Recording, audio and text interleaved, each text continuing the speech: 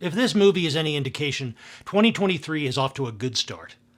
Hi, it's another Drafthouse Diary for Thursday, January 5th, 2023, and I went to the Alamo Drafthouse Aspen Grove to see M3GAN, or M3GAN. M3GAN, that's that film that looks like they took Ex Machina, scooped out everything, and filled its corpse with excessive violence and TikTok dances, right? M3GAN is the latest thriller horror movie from Blumhouse, and it's about a woman who is a toy designer who has to take in her niece after a family tragedy, and she gives her niece her latest prototype, which is an AI-driven doll paired directly to this little girl and tasked with protecting this little girl from all kinds of harm, physical and emotional. And if you have seen any kind of killer doll movie or any story in which an AI gains awareness and has its own agenda, you know how this movie is going to develop. You kind of know how it's going to be resolved.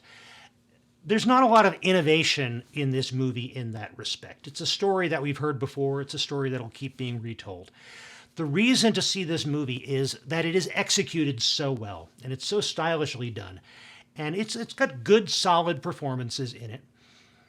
It's got enough building creepiness. It's got enough uncertainty as to exactly how beats are going to play out that it keeps your attention.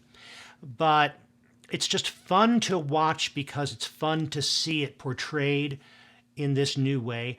And very important, the movie is funny. Not ridiculous funny so the audience is laughing at it. Not look at me funny like it's asking for laughs by being goofy. It's just the right amount of ironic, self-aware humor that gives you some laughs without ever breaking the spell, without ever it feeling as if the writer or the director are telling you jokes. It's just a movie that has a sense of humor inherent in it. And that's important for this kind of horror movie. It's not something that can be done well by everybody, but this movie achieves it. As with most movies of this type, it definitely has an ending that is the, well, I'm glad that's over, or is it kind of feel, but it's not the one I was expecting. So that was a little bit of a change from what I had in mind, and I liked that surprise. It wasn't out of nowhere. They set it up, and as most things, they set up a lot of things, some of them a little more heavy-handed than others, but they set up things so that they can then knock them down. They set up characters and conflicts so that they can resolve them later in this horror thriller style. In that way, it's kind of by the numbers, but hey, they're following the numbers extremely well, and they're creating a fun movie out of it. So if this is what we get in the typical post-holiday pre-award season doldrums, then maybe 2023 is going to be a good year for movies. The rest of the Alamo visit, the pre-show. The pre-show was apparently made for this movie, and it was mostly trailers and clips of favorite killer clown and killer doll kinds of movies, along with some vintage commercials for dolls and for toy robots that lent this kind of air of surreality to the whole thing. There was a good music video stuck in there, so it was a good pre-show.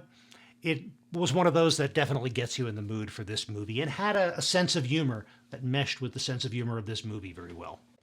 The food, I don't have much to say about that. I did get popcorn at this screening, and I don't know if I've talked about this before, but the Alamo does very good popcorn. So if all you want from a movie is some popcorn, A, M3GAN's a very good popcorn movie, and B, the popcorn at the Alamo's very good. The theater, the staff, they were all good. It's apparently has had no lasting problems from that burst pipe issue they had at Aspen Grove. And by the way, the staff was able to help me with an issue. I had an old gift card, and I didn't think I had used it. I bought this like pre-pandemic.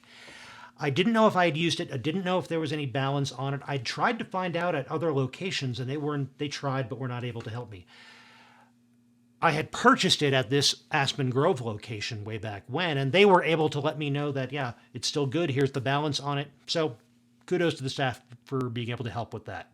And by the way, here's a tip. If you are going to be using a gift card to pay for a meal at the Alamo, be sure to bring some cash with you so you can tip your waitstaff. There's no ready way to put tip on the gift card. And if they're not ringing up a credit card already, it can be difficult to then put a tip on a credit card. So if you're using a gift card, it's best just to bring cash. And it's also important to remember to tip your waitstaff. They do work hard. Well, thank you very much for watching, and Happy New Year to you. I'll be back soon with more Drafthouse Diaries.